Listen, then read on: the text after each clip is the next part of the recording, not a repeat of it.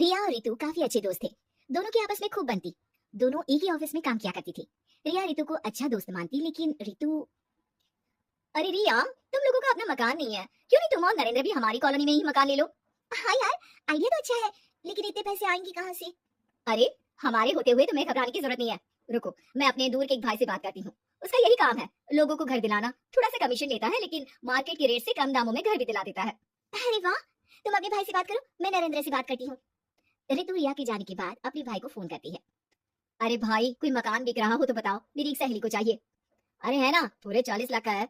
ओ भाई ठीक है, फिर मैं उसे 45 लाख का बोलूंगी, दोनों मिलकर 5 लाख का आधा आधा बांट लेंगे, ठीक है।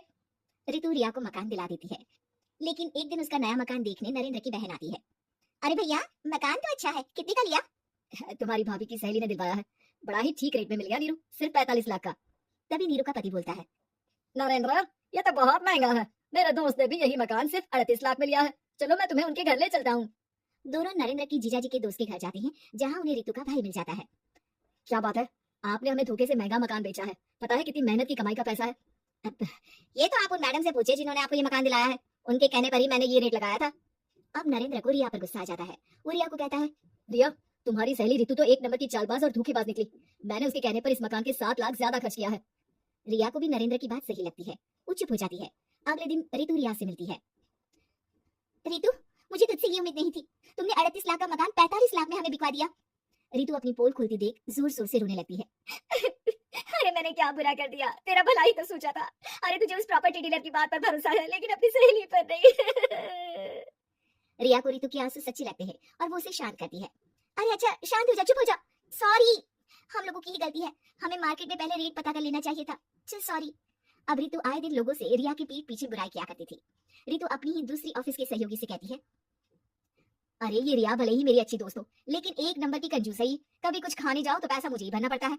तभी वहाँ रिया आ जाती है। अरे रितु सॉरी यार, वो कल के खाने के पैसे तुझे देने पड़े, चेक कर ले, अब मैंने तुझे पेटीएम कर दिया है। अच्छा चल, मैं जा रही हूँ, रिजाइन जो दे रही हूँ, बाद में बात करते हैं। रिजाइन क्यों? तूने अपनी बेस्ट फ्रेंड यानी मुझे भी नहीं बताया, क्यों?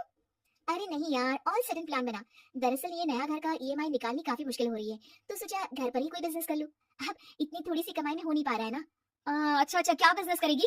देख, तू तो जानती है कि यहाँ मुझे सिर्फ 15,000 मिलता है, लेकिन घर में बच्चों का प्ले स्कूल खोलूंगी तो पूरे 4,000 एक बच्चे से मिलेगा। 10 भी आ गए बच्चे तो पूरे 40,000 की कमाई, वो भी घर पर रहकर, है ना अच्छा आइडिया? रितु को रिया की बात से जलन होती है, वो कहती है, अरे फिर 10 क्या 50 बच्चे का ही सोचना।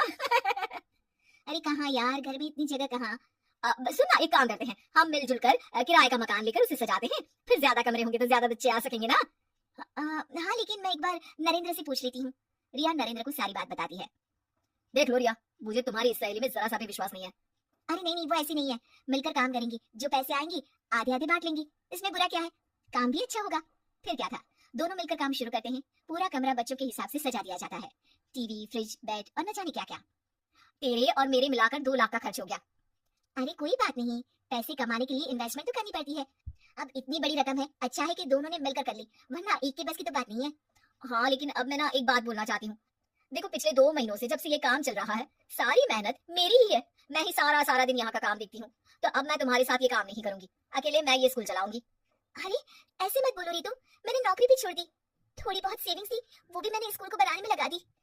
अब यार तुम तो आलसी भी हो, मुझे नहीं लगता तुम ये काम कर पाओगी। रितु, नरेंद्र ठीक बोलते थे, तुम भरोसे के लायक नहीं हो, ये मेरी गलती है कि मैंने तुम पर विश्वास किया। अच्छा जी, तो गलती की ना। मैं तुमको तुम्हारे पैसे धीरे धीरे करके दे दूंगी, अच्छा होगा कि अब तुम यहाँ से निकल जाओ।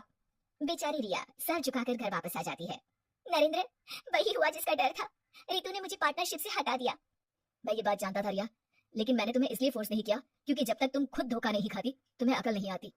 हाँ लेकिन अब वही जो पहले सोचा था। और फिर क्या, रिया घर से ही बच्चों को संभाल